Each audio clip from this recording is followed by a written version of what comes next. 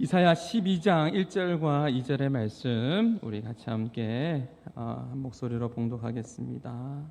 이사야 12장 1절과 2절 말씀 우리 같이 한 목소리로 봉독합니다.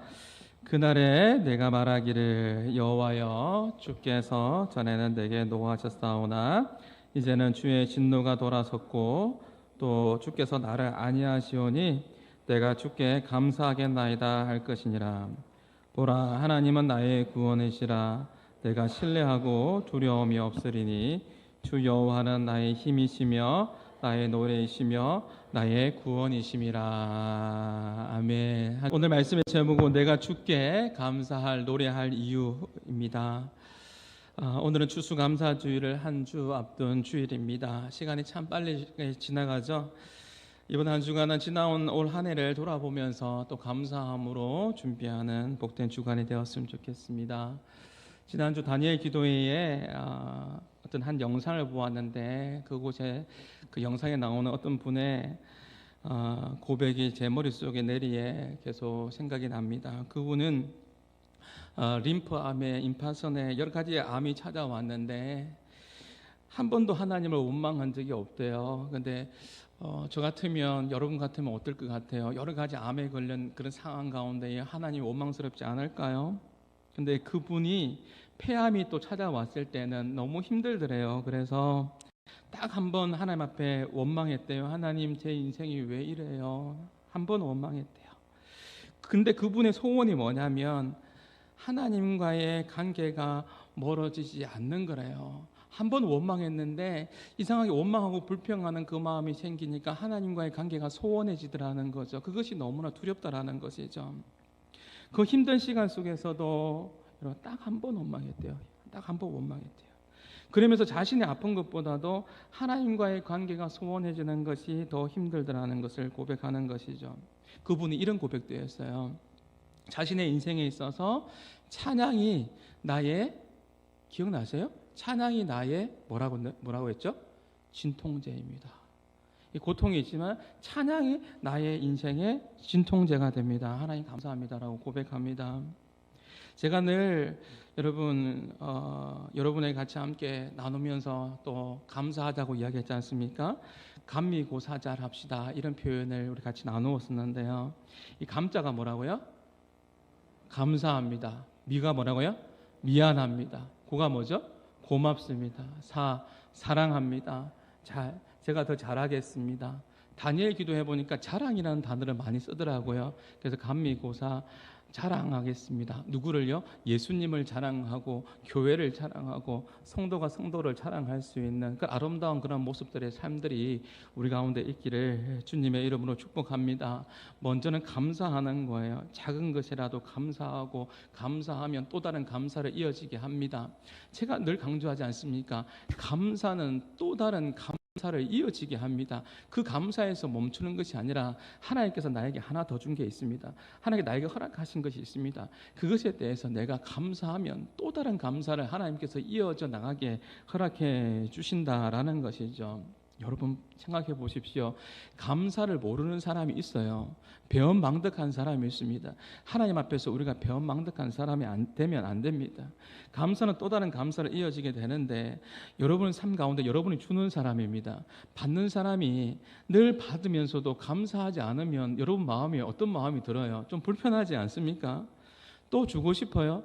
내가 이렇게 베풀었는데 받는 사람이 늘 받기만 하면서도 감사하지 않으면 여러분 어떤 마음이 들죠?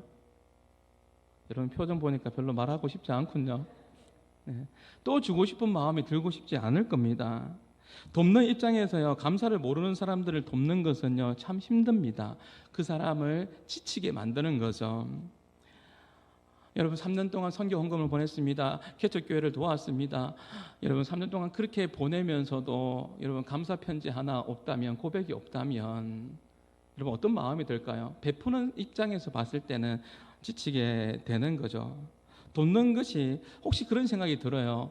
내가 이 사람을 돕는 것이, 이 사람에게 베푸는 것이, 혹시 이 사람이 감사를 모르는데 감사를 모르는 사람에게 베푸는 것이 오히려 이 사람에게 해가 되지는 않을까, 이 사람의 인격과 이 사람의 인생을 망치는 것이 아닐까라는 그런 의구심이 들게 되는 거죠.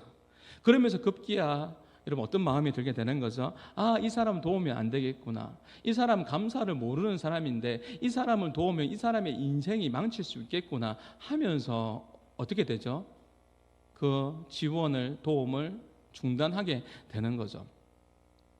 여러분, 이것을 영적인 관점에서 한번 생각해 보면 우리의 기도도 마찬가지입니다. 여러분, 여러분의 기도 제목도 있을 텐데 기도 응답이 더딘 이유가 뭘까요? 기도 응답이 안 되는 이유가 뭘까요? 물론 안 되는 것도 하나님 은혜입니다. 이미 내가 받은 복에 대한 감사가 없기 때문 아닐까요? 묵상해 보십시오. 내가 받은 그 은혜, 수없이 받은 그 많은 은혜가 있는데 찬양도 받은 복을 세어보라고 이야기하는데 받은 복은 세어보지 않고 은혜는 기억하지 못하고 받은 것에 대한 감사가 없기 때문 아닐까요? 내가 받은 것에 대해서 감사하지 못하고 하나님께서 나에게 하나 더 주셨는데 하나 더 주신 것이 건강일 수 있고 하나 더 주신 것이 여러분 재물일 수 있고 하나 더 주신 것이 명예일 수 있는데 이것에 대해서 감사하지 못하고 어깨에 힘이 들어가고 감사하지 못하고 이것이 교만하면 하나님께서 그 위에 감사의 감사를 이어지게 한다는데 여러분 감사할 거리를 주시겠습니까?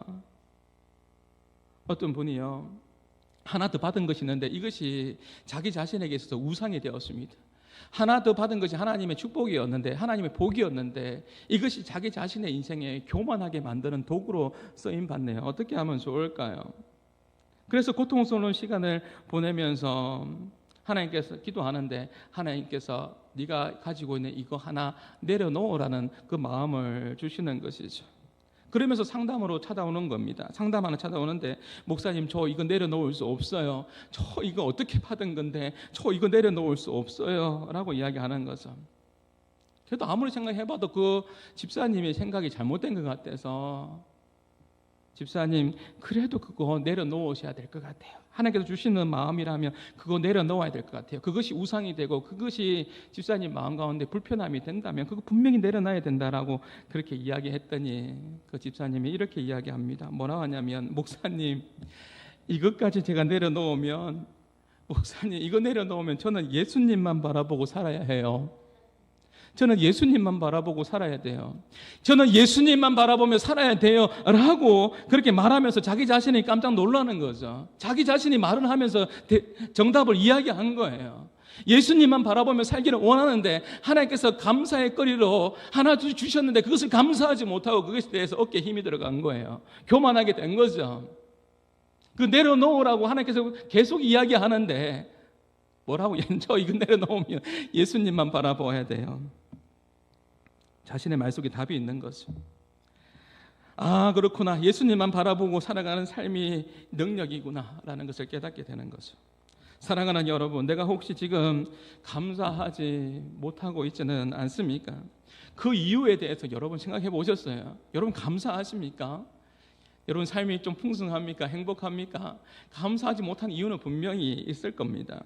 어쩌면 내가 지금 가지고 있는 것들을 너무나 당연시 생각하기 때문에 내가 누리고 있는 것에 대해서 너무나 당연하게 생각하기 때문에 감사하지 않습니다. 우리가 당연시 여기는 것들이 결코 당연하지가 않습니다. 하나하나가 하나님께서 허락하신 것이고 소중한 것이고 감사해야 하는 것입니다. 우리 자주 부르는 찬양 가운데 은혜 찬양 가운데에 우리가 고백하잖아요. 이것이 당연한 것이 아니라 은혜였소. 아멘 안 해도 은혜였소.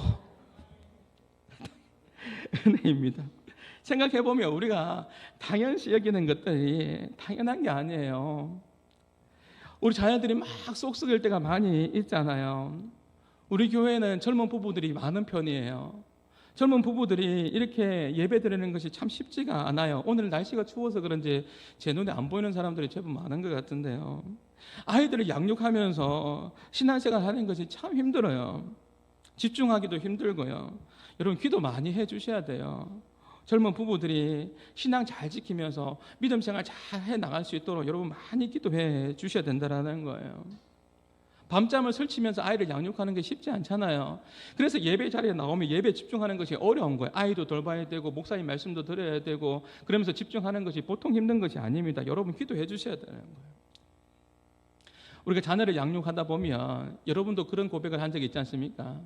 저는 여기까지 고백은 하지 않았는데 가끔씩 우리의 표현 가운데 자식을 보면서 쏙쏙이는 자식을 보면서 이렇게 이야기할 때도 있지 않습니까? 자식이 뭐라고요? 자식 어떻게 하세요? 자식이 왼수다, 자식이 왼수다 이런 이야기를 할 때가 있는데 그러면서 가슴 치는 분들이 있잖아요. 제가 직접 들은 이야기예요. 언젠가 또 이야기했지 않습니까? 목사님 너무 힘들어. 목사님 자식을 양육하는 것이 너무너무 힘드네요. 내가 낳은 자식이 아닌 것 같아요. 아무리 생각해도 내가 배가 아파서 낳은 자식이 아닌 것 같아요. 이 아들이, 이 자식이 왜 이리 저 속을 썩이는 것일까요? 목사님 어떻게 하면 좋을까요? 그렇게 가슴 아픈 이야기를 하죠. 근데요, 이 모든 것들도 당연한 것이 아니라 하나님 은혜 속에 섭리 가운데 있는데요. 여러분 생각해 보십시오. 결혼한 지 오래되었는데도 여러분 자녀가 안 생기는 가정에는 그렇게 쏙쏙이는 자녀 한 명을 갖는 것이 그렇게 소원입니다. 우리가 건강한 몸으로 하루하루 살아가는 것이 당연하게 생각할 때도 있지만 아파본 분들은 알아요. 내가 질병이 있고 아파본 분들은 내가 건강한 것이 얼마나 감사한 것인지를 여러분 알게 되는 것이죠. 지금도 병중에 계신 분들이 있습니다. 건강한 사람들을 보면요, 우리를 보면 너무너무 부러워합니다. 나도 교회 가고 싶다. 나도 한마음 교회 가고 싶다. 9시 반 예배, 11시 반 예배 와서 성도들과 교제하고 싶고 같이 함께 예배 드리고 싶고 예배할 수 있는 것이 얼마나 감사한지 몰라요. 병원에 신방에 가보면 목사님 기도해 주세요. 목사님 기도해 주세요. 빨리 회복되어서 이 병원에 나가서 성도들과 같이 교제할 수 있는 날이 속히 올 수 있도록 기도해 주세요. 건강을 잃어버린 사람은 이 회복되는 것에 대해서 감사의 의미를 알게 되는 것이죠. 우리가 당연시 여기는 것들을 한번 다 잃었다가 회복해 본 경험이 있는 사람은 이것이 얼마나 감사한지 몰라요. 죽음의 문턱을 다녀온 사람들의 삶은 복잡하지가 않아요. 여러분 삶이 복잡하고 뭔가 많은 것을 얻으려고 하고 많은 것을 이루려고 하죠.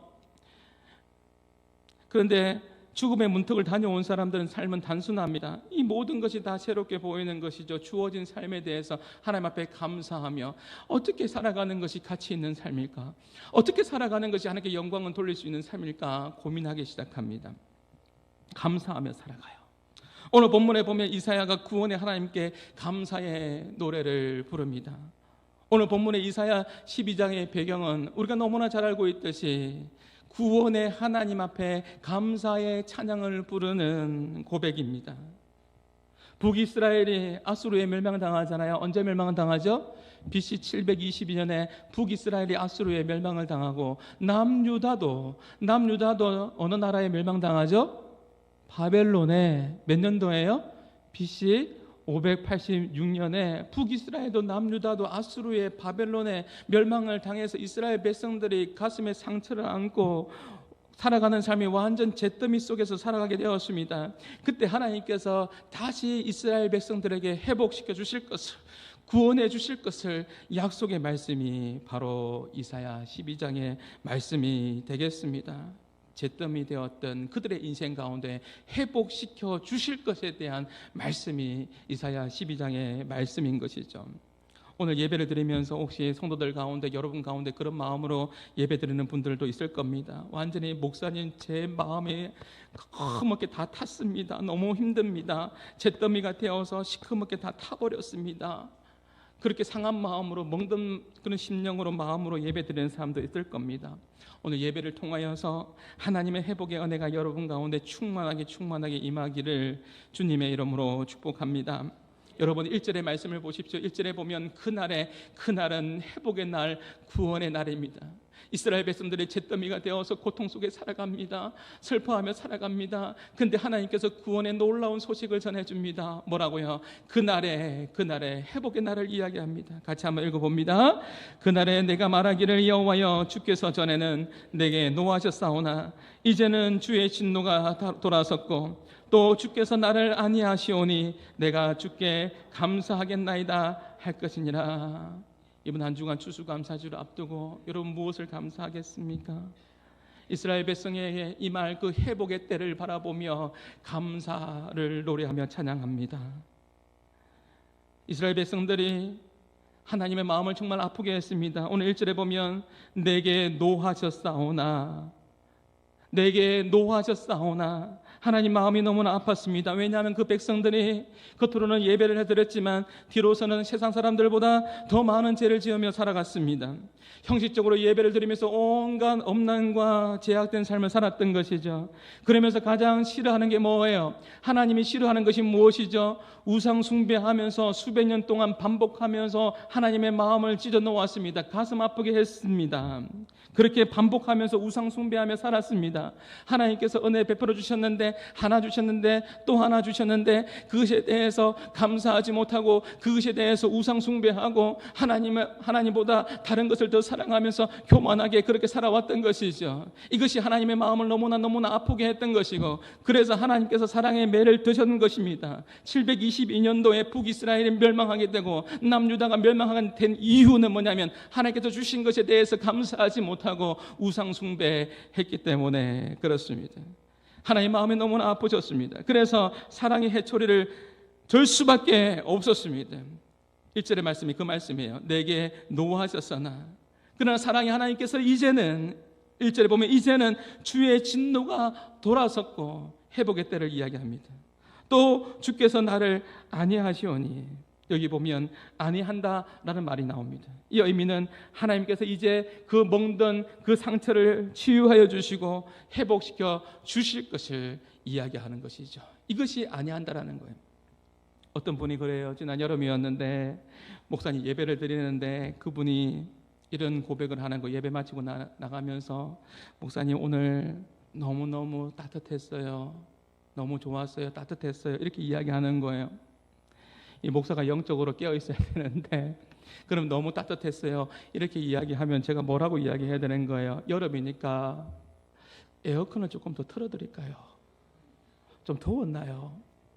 그러니까 그분이 이야기하는 게 뭐라고 하냐면, 그게 아니라 목사님 예배 드리는데 누군가 저를 꼭 안아주는 것 같았어요. 그래서 너무너무 감격스러웠어요. 너무너무 따뜻했어요. 이것이 뭔지 아세요? 아니하다라는 거예요. 아니하다. 우리가 아무리 잘못해도요, 하나님의 진노가 언제까지 계속되지는 않아요. 하나님의 사랑의 채찍질이 언제까지 계속되지는 않아요. 우리가 회개하는 그 순간에 사랑의 매는 중단될 것입니다. 중단될 것입니다. 이 사실은요, 이것이 우리에게 얼마나 위안이 되는 줄 모릅니다. 여러분, 중심으로 회개하는데 하나님 잘못했어요. 하나님 제가 잘못했어요. 아버지 하나님, 아빠 하나님 제가 잘못했어요. 용서해 주세요. 라고 중심으로 그렇게 회개하고 그렇게 고백하는데 사랑의 매를 계속 해초리를 때릴 수 있어요? 어느 부모가 그렇게 해초리를 때릴 수 있습니까? 정말 잘못했습니다. 용서해달라고 그렇게 고백하는데 말이죠. 아빠 잘못했어요.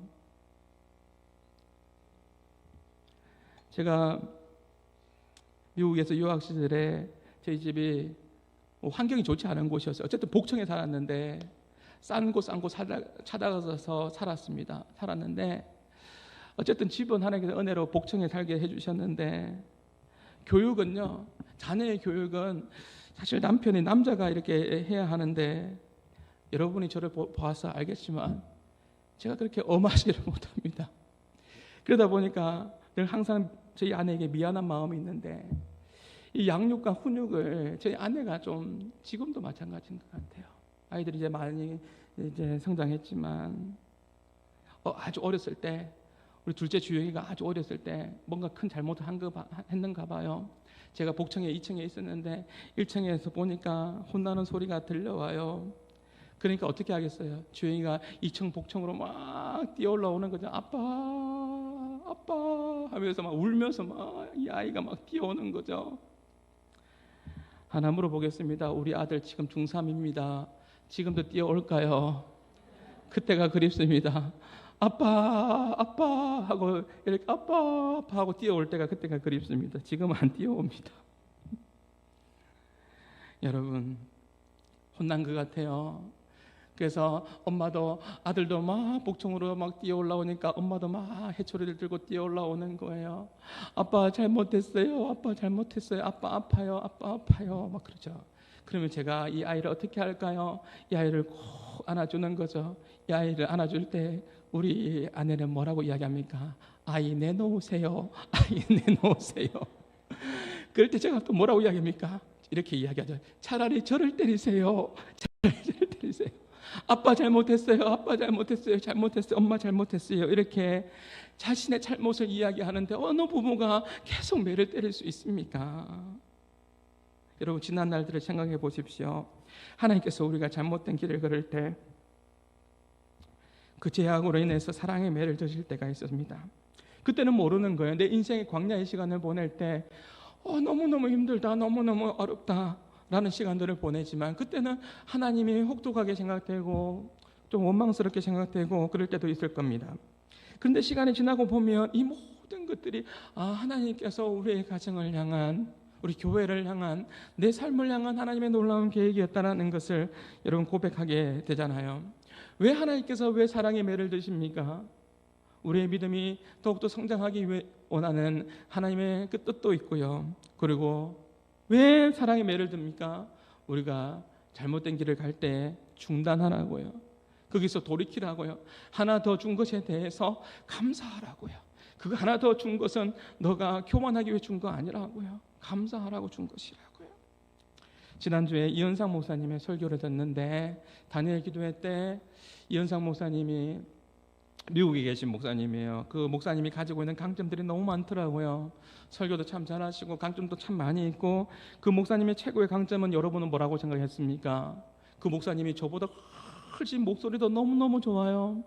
그리고 여러분, 세상적인 스펙으로 따진다 하더라도요, 대학교 여러분 교수 역할도 같이 하면서 감당하면서 사역도 하고 있고, 제가 쭉 한번 봤어요. 스펙도 너무 좋더라고요. 괜찮더라고요. 근데 그분에게서 최고의 강점은요, 좋은 목소리도 아니고, 제가 봤을 때는 그분에게 최고의 강점은 뭐냐면, 그분이 스스로 자신이 고백했잖아요. 뭐라고요? 저는 하나님을 무서워합니다. 저는 하나님을 두려워합니다. 인생길을 가는데 여러분, 수없이 하나님의 뜻인데 이렇게 할까 저렇게 할까 인간적인 마음이 들어서 또 이 길을 가고 싶고 또 이것을 선택하고 싶을 때가 있잖아요. 그럴 때마다 그 목사님의 강점은 다른 게 아니라, 좋은 목소리도 아니고 또 성공적인 스펙도 아니고, 그 목사님의 최대의 강점은 다른 것이 아니라 하나님을 경외함에 있는 것이죠. 하나님을 두려워함에 있는 것이죠.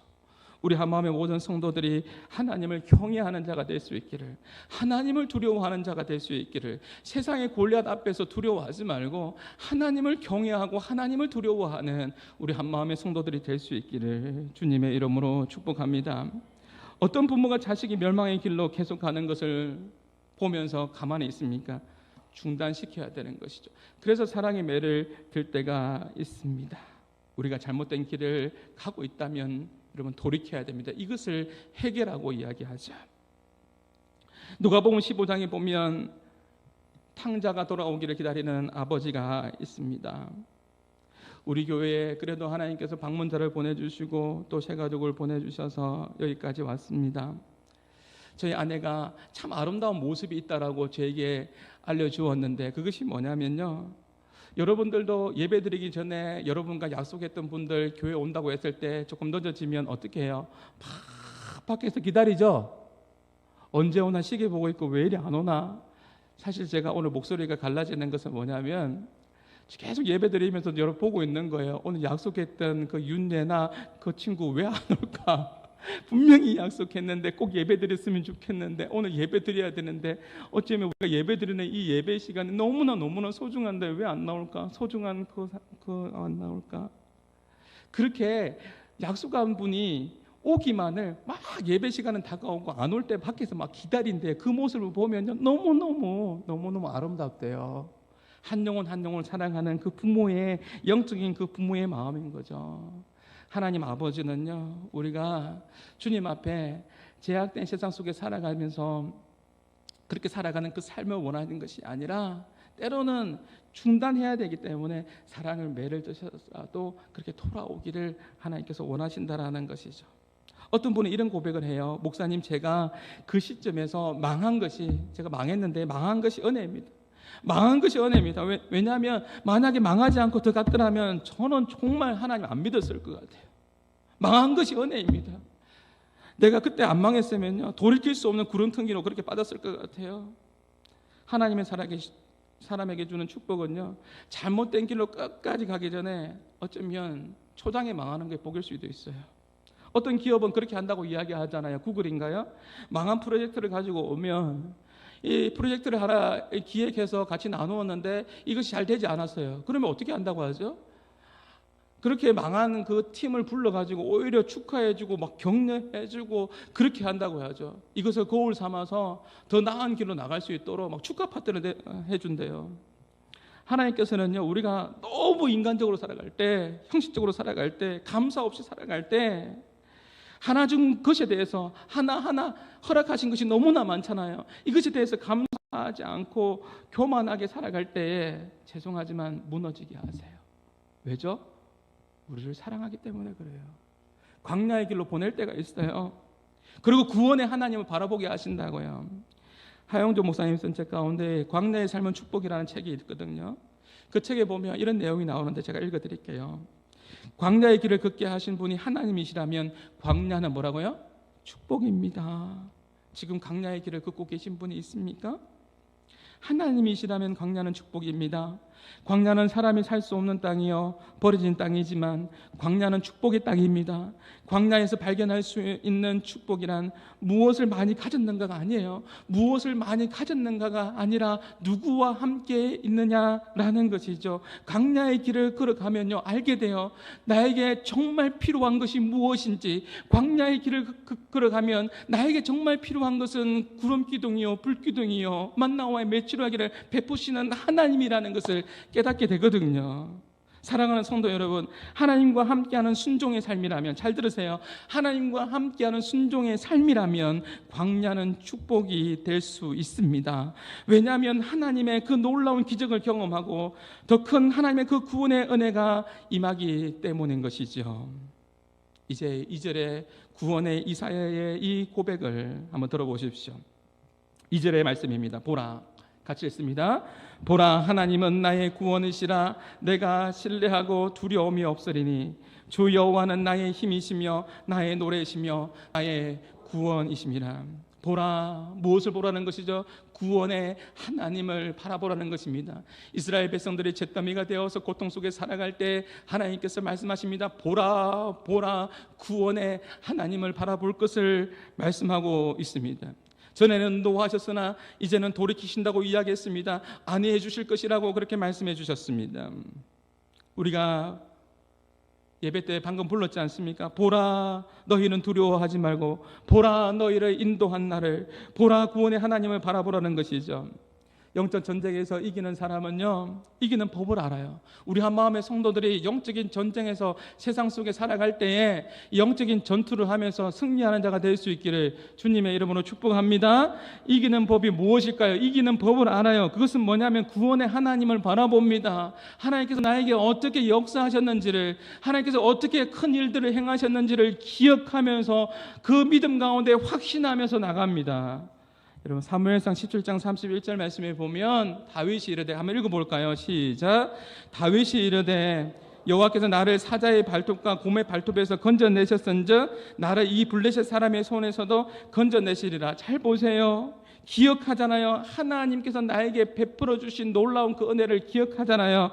사자의 발톱과 곰의 발톱에서 건져내셨는즉, 하나님께서 건져주셨다라는 그 하나님의 그 구원의 건져내심이 구원이잖아요. 하나님께서 도와주셨던 그 구원의 그 은혜를 기억하고 이 블레셋 사람의 손에서도 골리앗의 손에서도 하나님께서 이스라엘 백성들을 구원해 주실 것이다. 건져내시리라. 아멘이십니까? 건져내셨은즉 건져내시리라. 이것을 잊어서는 안 되는 겁니다. 오늘 말씀에 보면요, 이사야도요 2절에 보면 주 여호와는 나의 힘이십니다. 주님은 나의 노래가 되십니다. 주님은 나의 구원자가 되십니다. 이 고백은요 이사야도 마찬가지예요. 이사야도 하나님 말씀을 기억하는 거죠. 여러분 이 말씀이 어디 많이 본 말씀 같지 않으세요? 여러분 성경을 통독하면서 성경을 읽으면서 수없이 반복하는 내용인데 어디 이 말씀이 나와요? 주 여호와는 나의 힘이시며 나의 노래이시며 나의 구원이시라. 똑같은 말씀이 어디 나오죠? 출애굽기 15장의 2절에 나와요. 출애굽기 15장 2절에 보면 출애굽기 15장이 어떤 내용이죠? 홍해를 건넜어요. 홍해를 건너고 난 이후에 너무너무 감사한 거죠. 너무너무 감사하여서 고백하는 거예요. 감사의 노래의 찬양이에요. 주님은 뭐라고요? 나의 힘이시요, 주님은 나의 노래이시며 주님은 나의 구원자가 되셨습니다. 구원자이십니다. 라고 그렇게 감사의 찬양을 부르는 거죠. 이것을 동일하게 이사야도 이스라엘 백성들의 잿더미 속에서 고통 속에 살아갈 때 하나님께서 주시는 마음으로 미래를 바라보면서 그렇게 선포하고 찬양하는 겁니다. 주님은 우리의 뭐가 된다고요? 힘이 되십니다. 주님은 우리의 노래가 되십니다. 주님은 우리의 구원자가 되십니다라고 감사하며 노래하며 찬양하고 있는 것이죠. 이 감사의 찬양, 이 고백이 저와 여러분의 고백이 될 수 있기를 주님의 이름으로 축복합니다. 말씀을 준비하면서 한 찬양이 생각났어요. 교회 다녔지만 지금 동성애 때문에 여러 가지 많은 문제들이 일어나고 있지 않습니까? 동성애에서 벗어나지 못한 한 사람이 있었는데요, 매일같이 벗어나고 싶었어요. 몸부림쳤습니다. 그런데 벗어나지 못했어요. 계속 죄인데 그 굴레 속에서 그렇게 살아가는 자신의 삶이 너무나 절망스러운 것이죠. 그때 우연히 예배를 드리다가, 우연한 것이 아니죠, 하나님께서 그 마음 가운데 성령님께서 마음을 열어주신 것이죠. 예배를 드리는데 한 찬양 인도자의 그 이야기가 자기 마음속에 들어옵니다. 그 찬양 인도자가 이렇게 이야기하는 거죠. 혹시 오늘 예배 드리는 사람 가운데에 무거운, 말할 수 없는 무거운 짐을 지고 예배 자리에 나온 분이 계십니까? 라고 물어봅니다. 혹시 여러분에게 동일하게 묻고 싶습니다. 오늘 예배 자리에 나왔는데 무거운 짐, 말할 수 없는 무거운 짐을 여전히 어깨에 메면서 고통 가운데 살고 있는 분이 계십니까? 그 찬양 인도자가 또 이렇게 이야기합니다. 무거운 짐과 상처를 온전히 주님께 가지고 나가십시오. 이제 손을 들고 찬양함으로 그 상처를 주님께 맡길 수 있기를 바랍니다. 라는 이 멘트에 자신의 마음이 활짝 열리게 되는 것이죠. 그리고 자신의 손을 하나님 앞에 높이 들고 고백하며 찬양하기 시작합니다. 저는 주일 아침에, 평일 아침에도 마찬가지예요. 오늘 아침에 생방송인지 모르겠는데 저는 아침에 일어나면 계속해서 하나님 말씀이 듣게 해주세요. 저랑 가까이 있는 분이 계시거든요. 저랑 같이 살고 있는 분이 있어요. 저랑 가까이 있는 분이 있는데 그분은요, 늘 아침에마다 말씀을 틀어놔요. 말씀을 틀어놓으면 그 말씀이 자꾸 막 듣게 돼요. 그 옆에 있으니까 제가 안 들을 수가 없는 거잖아요. 안 들을 수가 없는 거예요. 안 들을 수가 없네요. 제 옆에 있는 분 누군지 알겠죠? 같이 살고 있는 사람. 알겠죠? 같이 살고 있는 사람이 그렇게 막 말씀, 오늘도 보니까 이찬수 목사님이 생방송인지 모르겠는데 일부 예배인지 모르겠는데 말씀이 막 틀어놨더라고요. 저는 제 설교 듣고 싶은데 그래서 막 말씀을 이렇게 생방송인 같아요. 막 듣는데 그때 제 귀에 꽂히는 게 있더라고요. 뭐라고 했냐면, 오늘 말씀인 것 같아요. 뭐라고 했냐면, 가장 먼 거리가 있습니다. 가장 먼 거리가 뭐냐면 머리에서 가슴까지가 가장 먼 거리라고 하는데, 가장 먼 거리는 머리에서 가슴까지가 아니라 가장 먼 거리는 머리에서 손까지입니다. 라고 이찬수 목사님이 이야기하더라고요. 오늘 아침에 제가 들은 이야기입니다. 수많은 이야기했는데 제가 그 이야기가 제 귀에 들려오더라고요. 아, 그렇구나. 머리에서 손으로 가는 것이, 머리에서 마음까지 가는 것이 아니라, 많은 사람들이 머리에서, 오늘도 말씀을 드리면서 예배 드리면서 아, 그렇구나, 건져내셨는지 건져내시리라, 하나님께서 건져주시겠구나, 지적인 동의가 되고, 또 성령 하나님께서 마음 가운데 감동을 주셔서 건져내셨는지 건져주시리라, 주 여호와는 힘이시다, 노래시다, 구원이시다, 하나님께서 마음 가운데 감동도 주세요. 이제 결단해야 되는 거죠. 근데 여기까지 오는 사람들이 있다는 거죠. 머리에서 손까지 결단하면 나가야 되는 것이죠. 근데 결단이 없는 경우가 많이 있다는 거죠. 그런데 다시 말씀으로 돌아와서 이 사람은 제 굴레 속에서 고통 가운데 살아갈 때 그 찬양 인도자의 그 이야기가, 물론 성령님께서 마음을 열어주셨지만 거기에 대해서 자신의 마음에 아멘하고 결단하고 두 손 들고 찬양하기 시작합니다. 그리고 간절히 주님 앞에 기도했을 때 자신이 놀라운 하나님의 은혜를 경험하게 되는 것이죠. 자신을 위해서 피 흘리신 그 예수님의 그 십자가의 그 사랑을 경험하게 됩니다. 주님께서 자신을 꼭 안아주시는 그 놀라운 그 깊은 사랑을 경험하게 되고, 그날 이후부터 자신의 동성애로부터 벗어날 수 있게 되었고, 이제는 사랑하는 아내를 만나게 되고, 이제 자녀를 낳게 되고, 행복한 삶을 살아갑니다. 그 사람이 누구인지 궁금하지 않으세요? 이 사람입니다. 데니스 존이라는 사람입니다. 이 사람이 어떤 찬양을 불렀냐면, 이 사람이 그날 그 시간에 은혜를 받고 변화되었습니다. 예수님의 십자가의 보혈로 자신의 인생이 이제 동성애를 추구하는 인생이 아니라 이제 온전히 변화되었습니다. 그리고 하나님께 주시는 마음으로 찬양을 작곡하는 찬양 사역자가 되었습니다. 그 찬양을 작곡하고 불렀는데 그 찬양이 어떤 찬양이냐면, 여러분 혹시 아는 사람이 있습니까? 어떤 찬양일까요? 제가 여러분 불러드릴까요? 그 찬양 여러분 잘 아는 찬양입니다. 약할 때 강함 대신에, 약할 때 강함 대신에 나의 보배가 되신 주, 십자가 제사 주 나의 모든 것, 그 찬양입니다. 예수님이 나의 보배가 되신다는 거죠. 고린도후서 4장 7절 말씀이 어떤 말씀이죠? 이 보배를 질그릇에 가졌으니 이는 능력이 힘이 큰 것이 우리에게 있지 않고 하나님께 있습니다. 우리의 존재가 질그릇 같은 존재라 할지라도 보배 되시는 예수 그리스도가 우리와 함께 하신다는 것을 기억하고, 이번 한 주간도 보배가 누구라고요? 예수 그리스도. 예수. 이 보배를 질그릇이 누구라고요? 우리 같은 존재. 이 보배를, 예수님을 내 마음에 품고 살아가는 사람들이 하나님의 백성들이에요. 이 보배를 질그릇에 가졌으니 이런 능력이 힘이 큰 것이 우리에게 있지 않습니다. 우리의 능력 되시는 그 하나님과 동행하면서, 주님과 동행하면서 이번 한 주간도 감사하면서, 구원의 은혜를 기억하면서 감사의 찬양을 드리면서 나가는 복된 삶이 제 삶이 되고 여러분의 삶이 될 수 있기를 주님의 이름으로 축복합니다. 말씀을 맺겠습니다. 하나님 앞에 감사할 이유, 찬양할 이유들은 너무너무 많습니다. 너무너무 많지만 그 중심에는 누가 있어야 되는 거예요? 그 중심에는 바로 예수 그리스도가 계셔야 되는 것이죠. 누가 그리스도의 사랑에서 끊을 수 있습니까? 누가 그리스도의 사랑에서 끊을 수 있습니까? 아무도 그리스도의 사랑에서 끊을 수가 없습니다. 환난이나 공고나 기근이나 적신이나 위험이나 칼이나 그리스도의 사랑에서 끊을 자가 있어요, 없어요? 아무도 없습니다. 아무도 없습니다. 여러분 생각하셔야 돼요. 기억하셔야 됩니다. 이사야가 기억했습니다. 다윗이 기억했습니다. 주 여호와는 나의 힘이십니다. 나의 노래가 되십니다. 나의 구원자가 되십니다. 라고 그렇게 선포했습니다. 다윗이 기억했습니다. 근저내셨은즉 근저내시리라. 여러분 변함없으신 그 하나님의 그 은혜를 기억하십시오. 오늘 읽지는 않았지만 여러분 5절에 보면 여호와를 찬송할 것은 극히 뭐죠? 아름다운 일을 하셨음이니. 여러분 꼭 기억하십시오. 추수감사주를 한 주 앞두고 난 이 시점에서 아름다운 일이 무엇인지, 하나님께서 나에게 베풀어 주신, 교회에, 가정에, 내 삶에 베풀어 주신 그 아름다운 일이 무엇인지 여러분 꼭 기억해 보십시오.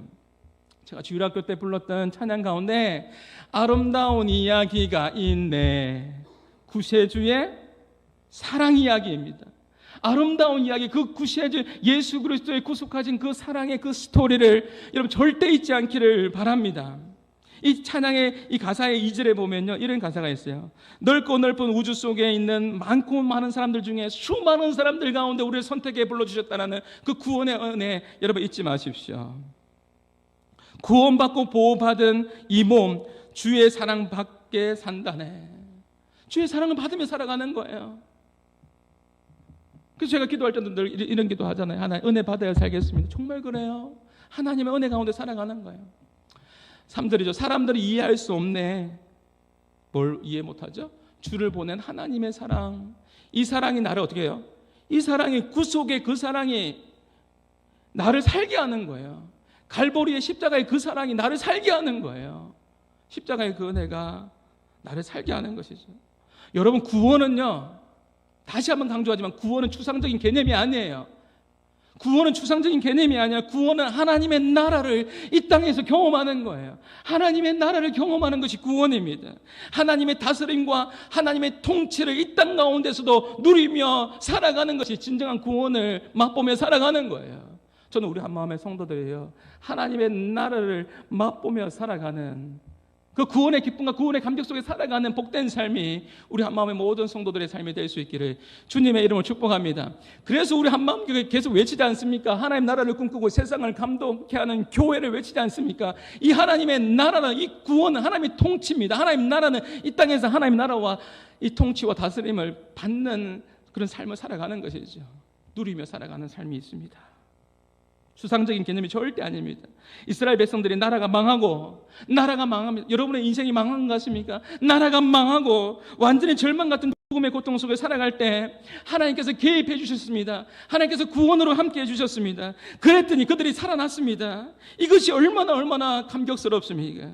구원은요, 당연한 것이 아니에요. 내가 누리는 하나님의 나라와 통치와 이 다스림을 누리며 살아가는 것이 당연한 것이 아닙니다. 이것이 얼마나 놀라운 복인지 모릅니다. 놀라운 은혜인지 모릅니다. 구원은요, 당연한 것이 아니라 하나님의 백성에게만 주어지는 특별한 은혜입니다. 이런 건 좀 적어 놓으시죠. 하나님 백성에게만 주어지는 특별한 은혜입니다. 이것을 지금 우리는 예배를 드리면서 누리고 있는 거예요. 얼마나 감격스럽습니까? 그 구원의 은혜가, 그 하나님의 사랑이 나를 살게 합니다. 말씀을 기억하시면서 지금 이 찬양 부르려고 하는데요, 이 찬양의 가사가 이렇습니다. 마음속에 어려움이 있을 때 3번 반복하네요. 얼마나 힘들었으면, 얼마나 어려움이 많았으면, 마음속에 어려움이 있을 때, 그 다음 가사가 뭔지 아세요? 주님 앞에 나올 수 없을 때. 우리 그럴 때 있어요. 너무 힘들면요, 너무 고통스러우면요, 신음밖에 안 나와요. 큰 소리도 울지도 못해요. 주님 앞에 나올 수 없을 때도 있어요. 그때 주님께서 우리를 먼저 안아주신다고 하네요. 이 찬양에 가서는 그럼에도 불구하고 날 사랑하시는 내 하나님의 사랑은 나의 모든 것을 덮어버려요. 너무나 고통스럽지만 그 하나님의 그 구세주의 그 십자가의 그 사랑이 이 모든 것을 덮어주신대요. 혹시 두렵습니까? 이 두려움을 덮을 수 있는, 덮고도 남는 그 하나님의 그 사랑을, 두려움을 묵상하는 게 아니라 하나님의 경외함을, 하나님을 묵상할 수 있는 우리 한마음의 성도들이 될 수 있기를 주님의 이름으로 축복합니다. 모든 것을 다 덮어버립니다. 구원의 이야기, 회복의 이야기, 이사야 12장의 이야기입니다. 여러분, 지금 이스라엘 백성들이 이야기하고 마칠게요. 회복된 거 아니에요. 앞으로 장차 하나님께서 약속하신 겁니다. 회복시켜 주실 것을 바라보며 나갈 것을 이사야는 이야기하고 있는 겁니다. 이번 한 주간 여러분 어떻게 지내야 될 것 같아요? 아름다운 일이 분명히 있어요. 절대 우리는 배은망덕한 자가 되어서는 안 돼요. 하나님께 나에게 베풀어 주신 그 일들에 대해서, 그 과거의 사건들에 대해서 기억하고, 혹시 앞으로 회복돼야 될 여러 가지 문제들이 있습니까? 그러면 이 말씀 붙잡으면서요, 회복시켜 주실 그 은혜를 기대하면서 추수감사절을 준비하며 맞이하는 우리 한마음의 모든 성도들이 될 수 있기를 주님의 이름으로 축복합니다. 말씀을 기억하면서 우리 찬양을 기억하며 가사를 기억하며 찬양합니다. 마음속에 어려움이 있습니까? 주님께 내어놓으십시오. 무거운 짐도 주님께 내어놓으십시오. 우리 가사를 기억하며 우리 같이 함께 찬양합니다. 마음속에 어려움이 있을 때, 마음속에 어려움이 있을 때, 마음속에 어려움이 있을 때 주님 내게 먼저 오사 내 마음을 만져. 주님 앞에 나올 수 없을 때, 주님 앞에 나올 수 없을 때, 주님 앞에 나올 수 없을 때, 주님 앞에 나올 수 없을 때, 주님 날 먼저 안으시네. 그럼에도 불구하고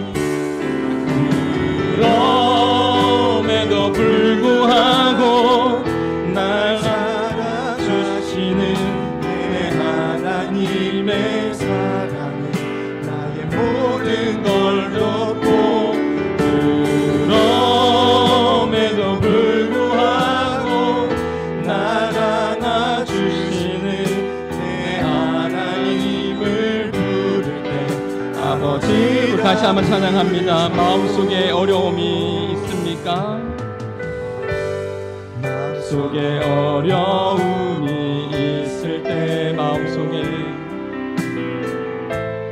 마음속에 어려움이 있을 때, 마음속에 어려움이 있을 때 주님 내게 먼저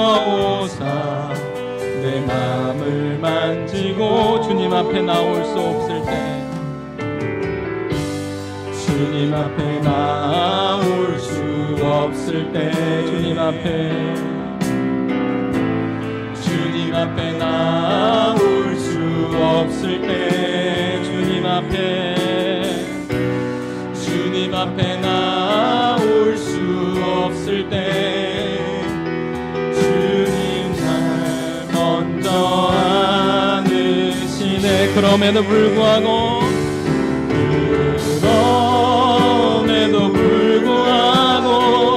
날 사랑하시는 내 하나님의 사랑은 나의 모든 걸 덮고, 그럼에도 불구하고 날 안아주시는 내 하나님을 부를 때, 우리 아버지를 부르면서 우리 같이 함께 말씀을 기억하며 잠시 기도하며 나갑니다. 우리 마음속에 어려움이 있습니다. 주님 앞에 나아갈 수 없는 아버지 고통스러운 그런 시간들도 있습니다.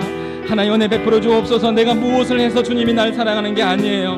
내가 뭔가를 해서 내가 나를 사랑하는 것이 아니라 하나님은 있는 모습 그대로 우리를 사랑하십니다.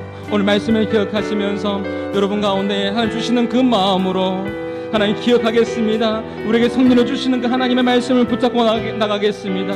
하나님 감사하며 나가겠습니다. 믿음으로 나가겠습니다. 우리 같이 함께 우리 말씀을 기억하시면서 성령님 인도함 받으시면서 우리 같이 함께 기도하며 나가시겠습니다. 기도합니다. 하나님 아버지 감사합니다. 하나님 아버지 우리 마음 가운데 주여 성령으로 함께 해주셔서 감사합니다. 그럼에도 불구하고 날 사랑하시는 그 하나님의 그 사랑은 주여 변함없는 하나님의 그 놀라운 그 사랑입니다. 주여 우리의 하나님 문제들을 우리의 아버지 상황들 주께서 해결하여 주시고, 주여 주님 앞에 나갑니다. 누가 그리스도의 사랑에 섰었느니요, 환난이나 공고나 기근이나 위험에는 지키시는 팔이야. 그리스도의 사랑에서 끊을 자가 아무도 없습니다. 주여 우리를 구원해 주신 그 사랑 붙잡고 나가게 도와주옵소서. 주님은 우리의 힘이 되십니다. 노래가 되십니다. 구원자가 되십니다.